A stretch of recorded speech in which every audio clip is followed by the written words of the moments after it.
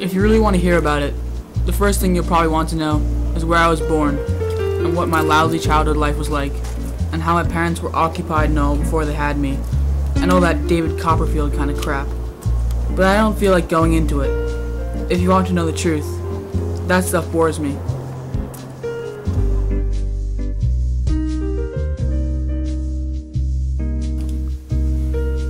I've lived in New York all my life, and I know Central Park like the back of my hand, because I used to roller skate there all the time, and ride my bike when I was a kid.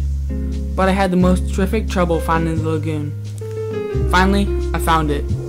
What it was partly frozen and partly not frozen, but I didn't see any ducks around. I walked around the whole damn lake, but I didn't see a single duck.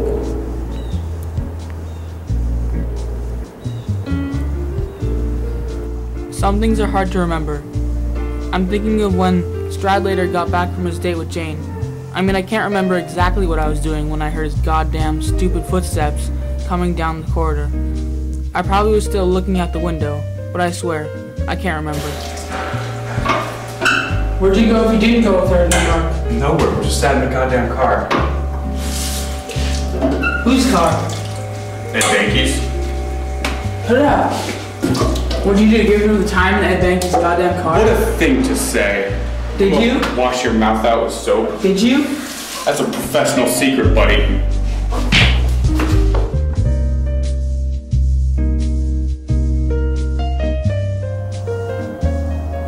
I couldn't concentrate.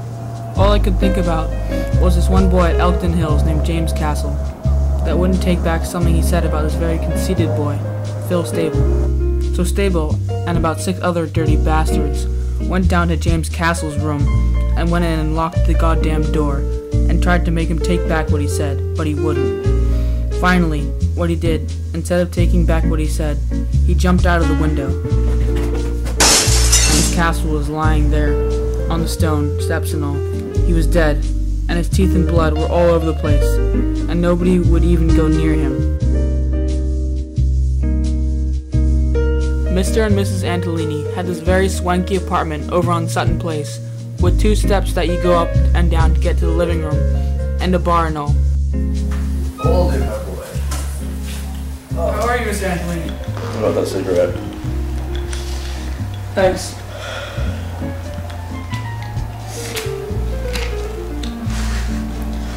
Very handsome. Good night, sir. Sweet dreams. What he was doing was, he was sitting on the floor and all, right next to the couch, in the dark and all.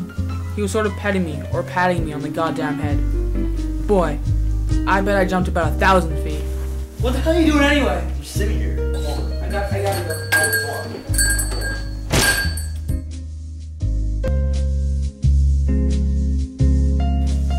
Anyway, I keep picturing all these little kids playing some game in this big field of rye and all. Thousands of little kids, and nobody's around, nobody big. I mean, except me, and I'm standing on the edge of some crazy cliff. What I have to do? I have to catch everybody if they start to go over the cliff. I mean, if they're running and they don't look where they're going, I have to come up from somewhere and catch them. That's all I do all day. I just be the catcher in the rye, all day and all. I know it's crazy, but that's the only thing I really like to be. I know it's crazy.